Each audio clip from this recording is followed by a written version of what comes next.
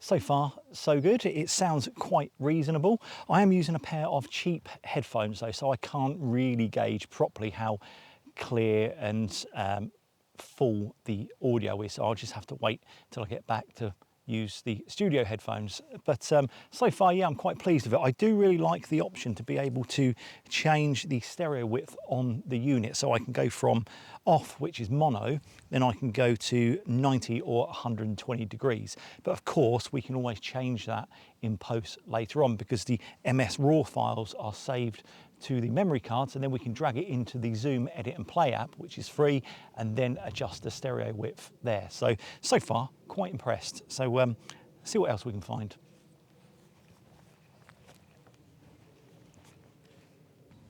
Okay, so new location unlocked. Right behind me here, we have this really lovely estuary. Hopefully I'll be able to find some water-dwelling birds to record and maybe even a bit of water lapping up against the shore.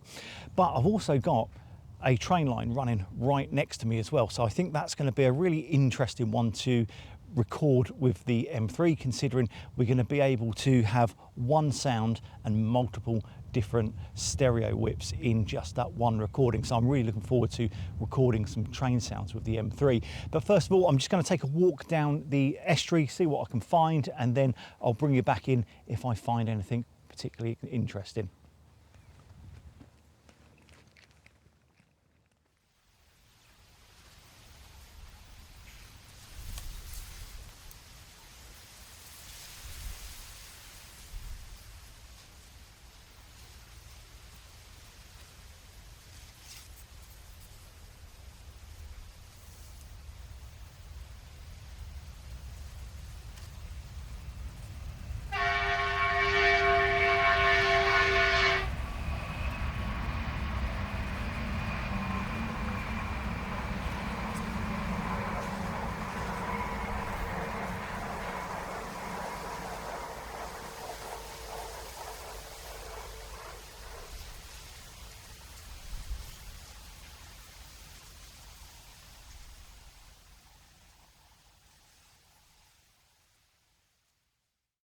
So when it comes to wind protection and the M3, you do actually get a windscreen, a foam windscreen in the pack for free. But if you plan on recording outside on a day like this, where it is relatively windy, those foam windscreens are unfortunately next to useless. So you are going to have to get yourself a nice thick furry windjammer.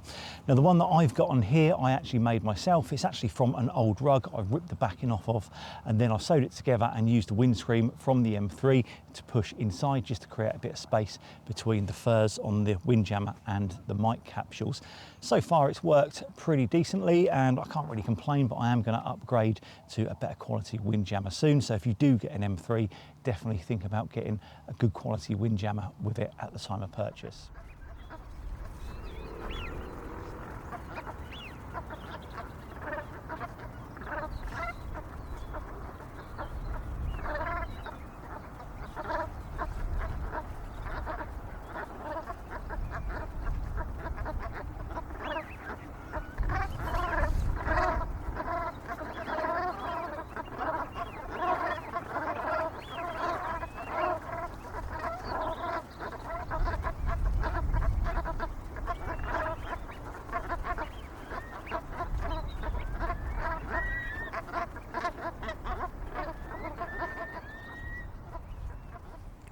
Now, if you find that microphones like the M3 are a little bit too noisy for your liking, one really simple thing you can do to help negate that noise getting into the recording, at least on a higher level, is to get a bit closer to the subject, just so the subject is louder than the background noise.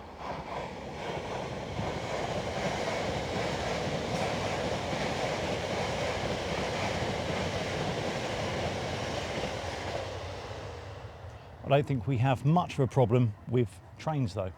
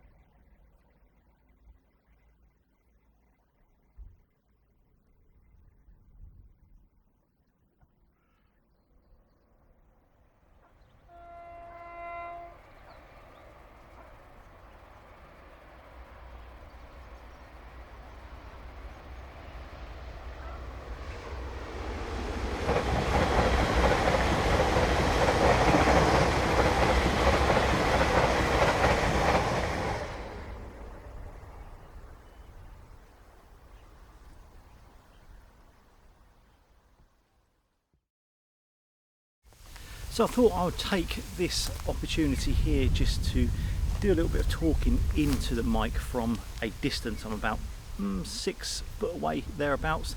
So for anyone that wants to use this for dialogue, you can hear what my voice sounds like at a bit of a distance away from the mic and camera. Now in terms of build quality, the M3 does leave a little to be desired. It's not particularly robust quality. It does feel like a cheap plastic, so I think if you drop it you're probably going to break it, which is all the more reason to get a good quality fluffy thick windjammer. In terms of the overall performance and the sound quality so far, I've been fairly impressed with it. I can't really complain. The device is only £150, but you know, that said, it's performed pretty decent. I can't really complain, and I think it is going to be something that I am going to use in the future, especially as it is so lightweight and convenient. Now the self noise levels, not particularly great. They are a little bit high, so if you are going to be doing some recording out in a quiet woodland, for example, do expect a little bit of background noise to come in. But on a day like this, where it's fairly busy with birds and a bit of wind rustling through the trees and things, I don't think you really pick up that self noise. But overall, I think so far I've been quite impressed.